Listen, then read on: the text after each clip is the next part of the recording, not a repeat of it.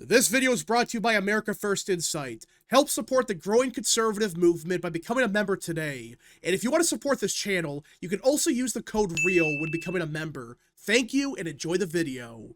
So as most of you have probably heard by now, former governor of North Carolina, Roy Cooper, just announced that he is running for the Senate seat in 2026, and a lot of speculation is going around as to what this means for 2026. Like, will Democrats learn from their past mistakes and realize, oh, wait a minute, we gotta change course immediately, because if we don't, we're gonna lose. And well, CNN a little while ago, they dropped an article talking about what their strategy is for 2026, what their mindset is, at least for the Senate.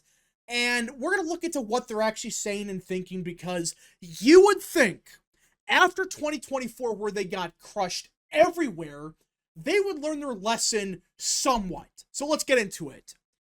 Democrats landed the biggest recruiting win of the 2026 midterm elections to date when former North Carolina Governor Roy Cooper launched his Senate run Monday, boosting party hopes of winning the seat opened by retiring Republican Senator Tom Tillis. And this is a big hopium for Democrats that, oh, we have Roy Cooper running. And for those that don't know, he was fairly popular. He won both times he ran for the governorship. He's fairly well liked. He was Attorney General for a long time there. So yeah, he is a well-liked guy and a very strong candidate. They're looking for several more wins just like it to have a chance of flipping 4 Republican-held seats and going after a goal that seemed far out of reach earlier this cycle, taking the Senate majority next fall. And already I can tell you, this is delusional. Like, I'm not saying that Democrats should say, yeah, we're losing the Senate, because that would be stupid, obviously. You're never going to admit that. But it sounds like from every single report, these people actually believe they're going to retake the Senate. And they're not just looking at a state like North Carolina, which in 2024 voted for Trump by roughly 3 points. And you could argue a big reason it wasn't by 4 or 5 points was because of Mark Robinson sucking. Mark Robinson, the Republican candidate for governor, he shat the bed. He collapsed. Everyone knows what happened there. And I'm not saying it caused a 10-point shift, but more than likely, Mark Robinson sinking, it for sure hurt Republicans down the ballot, maybe hurt Trump even just by a point or two. But either way, North Carolina is a Republican-leaning state. It's not R plus 20, but it still is a state that Democrats could theoretically flip. The problem is, however, outside of North Carolina and Maine, which we'll get to in a second, you look at the map and you realize that there really isn't that many more states for the GOP to really flip. And according to them, Democrats hope they could run strong candidates in Maine and GOP-friendly states like Iowa and Texas. That's their Hail Mary. Flipping North Carolina, praying to God you don't lose Michigan, which there's we gotta get into, flip Maine, and to just get a 1-seat majority, you had to flip Iowa and Texas. Huh? That's your pathway. That's your all-in strategy. You're going to target states and put a lot of effort into states that you really don't have any pathway in. Guys, the state of Texas back in 2024 voted for Trump by what? 15 points? Yeah, 14 points. It might be closer, especially with Ken Paxton, but really? Your chances at retaking the Senate, you're banking on flipping Texas. Ted Cruz of all people won by like 9 to 10 points, or whatever it was. He's not going to, whoever Republicans run in 26, even Ken Paxton, they're not going to lose. Same thing with Iowa, R plus 13. You really think you're going to lose Iowa and Texas if you're the GOP? Really? They also defend seats in 4 potentially competitive states: Georgia, where Jon Ossoff is up for re-election, Michigan, Minnesota, and New Hampshire, where the party's incumbents are all retiring. And that's the other problem. So you don't have to just flip a couple states. You have to hold on to Georgia. You have to win Michigan, Minnesota, New Hampshire. And 2 of those 4 states have shit show primaries. Those primaries look bad. I mean, you can't make this up. Their entire strategy is everything go right for them. Well, we win everything, and then some. And they might, maybe, retake the Senate. But the problem for Democrats is even the states they have to hold on to, they're in big trouble there. Like, look at Michigan. Michigan is an open Senate seat, all right? It is an open Senate seat right now, and that primary for the Democrat side, oh man, it's looking bad. You have Haley Stevens, who's a congresswoman, Senator McMorrow, and a progressive who Abdul, and I think it's El Sad, you say his last name, but either way, you have three major candidates running that are all getting like 33% of the vote. They hate each other. The primary's looking ugly. And the Democrat Party, they're panicking. They're like, oh crap, we're going to push Haley Stevens. That's the establishment pick.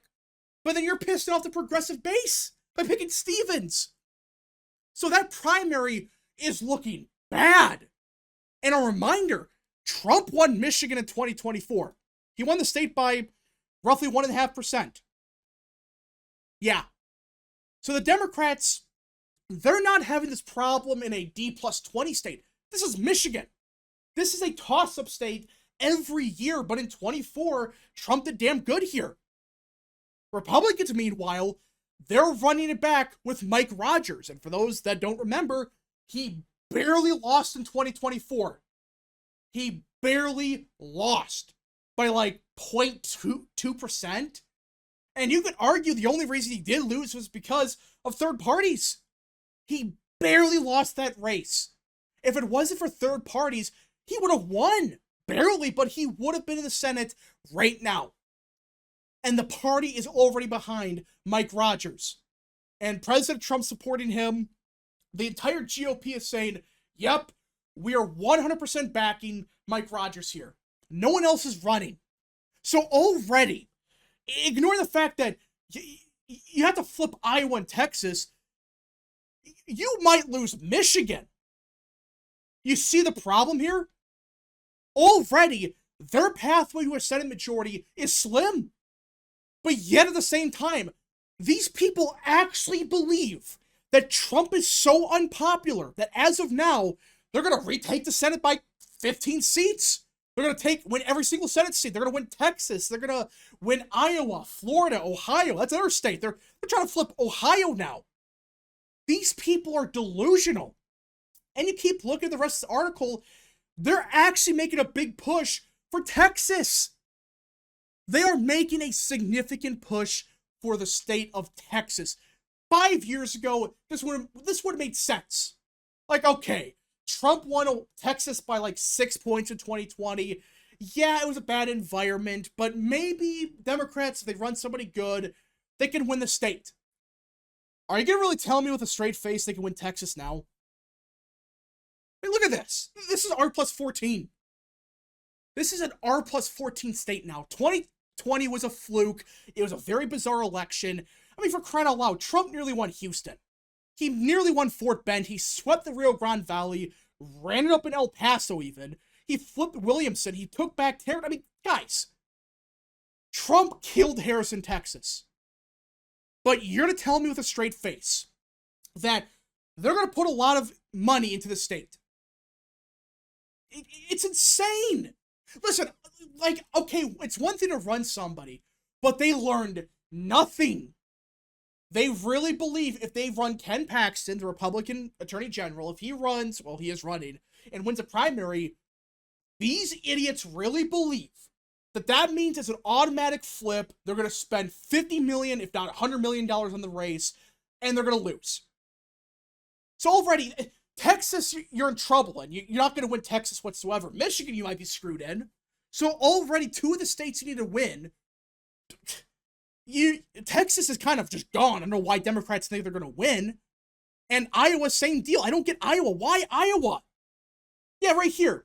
They're trying to push the Democrats to flip Iowa and Ohio. Really? Maybe with Joni Ernst, she could underperform quite a bit. Yeah, I get that, but Ohio? Really? In fact, these idiots are convinced if they run former Senator Sherrod Brown in Ohio, they really think, oh, we can win Ohio too. We're going to flip every state. Guys, Brown lost in 2024. He lost by like 3 to 4 points against Moreno, who I know he did underperform Trump a bit, but Sherrod Brown in Ohio lost. He's not the incumbent now. That was his last stand. 24 was it for him. And he still lost to a, compared to other candidates, a weaker candidate. Now you have somebody with incumbency in John Husted. He has incumbency now. The party's behind him. He has no competitive primary, which that's one thing Moreno did not have in 24. He did have a fairly competitive primary for a while. And now you have somebody even stronger. He is the incumbent. Everyone knows who he is now. You see the problem here? The Democrat Party, they really learned nothing.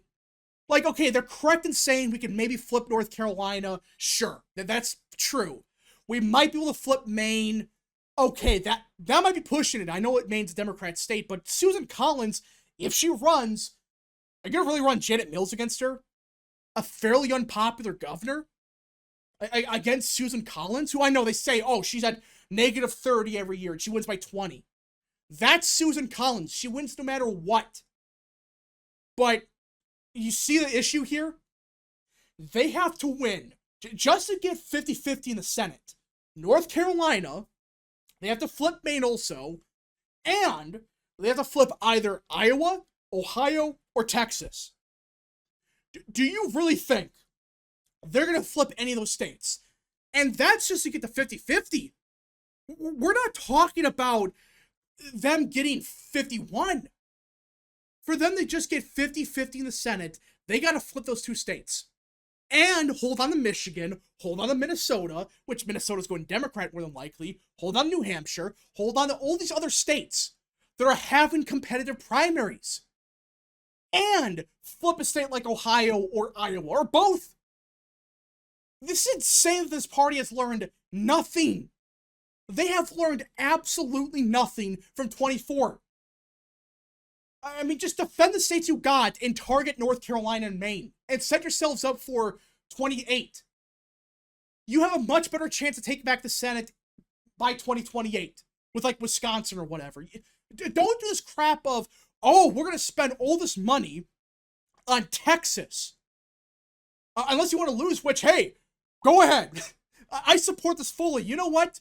Go ahead and spend $50 million on Texas, $50 million in Iowa, $50 million in Ohio, and spend nothing on Michigan. You're going to win that state easily. Where are you getting the money from? Your fundraising sucks right now. And you expect to flip all these states?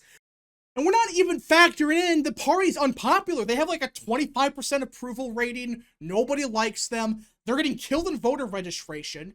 And even the polling right now, yeah, Democrats have a small lead in the generic ballot, but the undecided voters, they're leaning to the right. They're voters that don't like Democrats whatsoever. So you factor in everything. This is just stupid strategy. Instead of taking the easy route and defending Michigan, defending New Hampshire, these states you gotta win, and Georgia, of course, and try to flip North Carolina and Maine, which are much easier than Texas, they really think they can flip everything. Which I guess it's entirely possible. Everything goes to shit, maybe. But even if you flip North Carolina, Maine, and say Ohio, it's not enough. It's just not enough in the Senate. It would be 50-50. At that point, Vance can tie-break any vote. Anyways, folks, thank you so much for watching. If you guys did enjoy, smash the like button down below, subscribe, share with your friends, and of course, join the channel today. Godspeed to all of you.